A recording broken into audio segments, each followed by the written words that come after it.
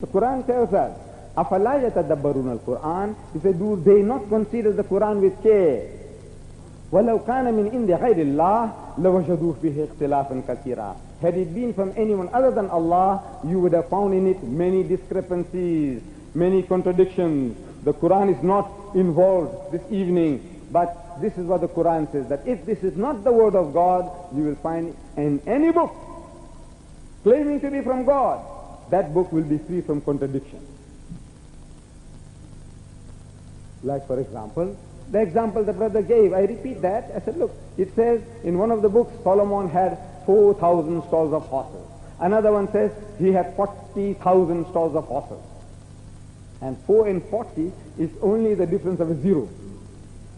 So you say, I said, you know, my cousins, the Jews, they didn't know the zero when they wrote the book. They didn't know. It's my Arab brothers who found it from my fathers in India, and they shared it with the world, zero.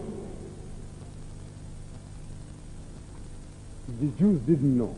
They wrote this in words. 4, F-O-U-R, 4, in Hebrew of course. 40, F-O-R-T-Y, 40. I said, now who made the mistake?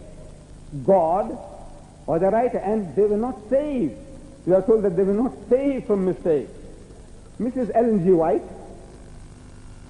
you say she's a cultist, Mrs. Ellen G. White, the prophetess of the Seventh-day Adventist movement. In her Bible commentary, she says, she has no motive to lie. She believes in the Bible to be the inspired word of God. And yet she says, so the Bible we read today is the work of many copyists who have in most instances done the work with marvelous accuracy. In most instances, they have done the work with marvelous accuracy. But copies have not been infallible. And God most evidently has not seen fit to preserve them altogether from error. God didn't see fit. In other words, this is his business, God's business. If he wants to see fit, if he wants to do a thing, he does it. If he doesn't, he says, look, go to hell. That's your business. So God didn't see fit to preserve them from making errors. In transcribing, in the following pages of a commentary, Mrs. White testifies further, I saw that God had specially guarded the Bible. God had specially guarded the Bible. I'm asking from what? Yet, when copies of it were few, learned men had in some instances changed the word in the original manuscript. They changed the word, thinking that they were making it plain, when in reality they were mystifying that which was plain, by causing it to lean to the established views which were governed by tradition. Like the Jehovah's Witnesses. They have produced a translation called the New World Translation. The Orthodox, you don't accept that. Why don't you? Because they have their own leaning. According to their own ideas, they are changing the word. Same thing that the Protestants did. They were people who believe in Jesus as God, so they said now, they changed the word. So we said this has been going on from the very beginning. The boast about 24,000 manuscripts. Brother Swaggart, you know no two are identical. Your scholars say out of the 24,000 that you're boasting about, no two are identical. Then how do you come to know that this is the word of God and this is not, out of the 24,000? On the very face of it, when you open the book, the Injil and the Torah you're talking about, this is Mark, Matthew begins, in your version, the King James Version, it says, the Gospel according to St. Matthew, the Gospel according to St. Mark, the Gospel according to St. Luke, the Gospel according to St. John. I am asking, what is this according? What is this according to? Why according to? I have got Brother Swaggart's book.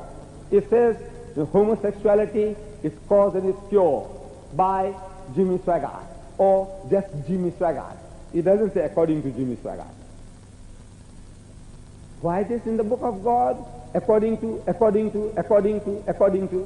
You know why? Because Matthew didn't sign his name, Luke didn't sign his name, Mark didn't sign his name, John didn't sign his name. These are assumed anonymous books. Anonymous books. Attributed to God. I said, this is not the Injil. You see, even in your Arabic translation of these books, Arabic translation, it says, Injile Matthew means the Gospel of Matthew. Injil is used. Injile Marcus, Injile Lucas, Injile Johanna. The one we believe in is Injile Essa, the gospel of Jesus, what he preached. That is what we believe in as from God. And the fifth.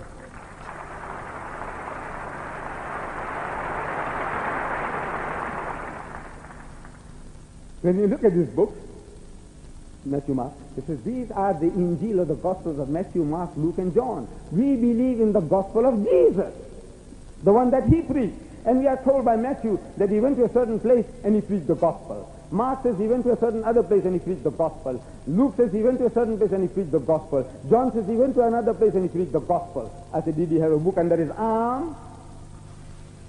Did he have a book under his arm? No.